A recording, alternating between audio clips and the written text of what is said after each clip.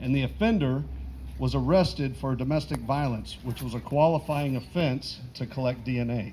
And then I remember getting a phone call from the crime lab saying, "Who's your friend, who's your buddy?" And I said, "Who did we just catch?" They gave us the name, and I will tell you, without those qualifying offenses, there's going to be a lot of crimes that go unsolved, especially some of these violent crimes. So this actually opens up to some of the lower crimes that are like what they consider wobblers. In California, that can be charged either as a misdemeanor or a felony.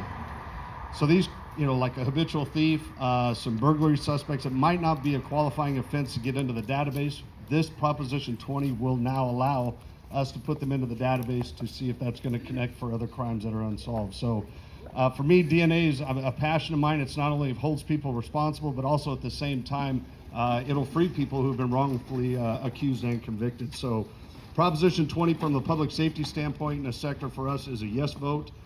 There's a lot of groups that are backing it because it is public safety. We lose a lot of this in the Propositions 47 and 57, and obviously when AB 109 kicked off. But I only wanted to spend a couple minutes to talk about that. Then obviously Proposition 25 specifically is a California proposition, replace cash bail with risk assessment.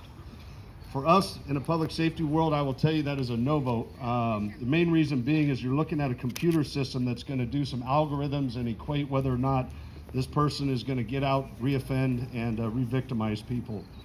For us, that is not a smart thing. As you heard in the bio, I was a former commander at the Rio Cosumnes Correctional Center right in the heart of this pandemic. And we were pushed by the county health to get as many subjects out of custody as we can. And in about a 4-day span between the main jail and the Rio Cosumnes Correctional Center, we released upwards of 2,000 inmates.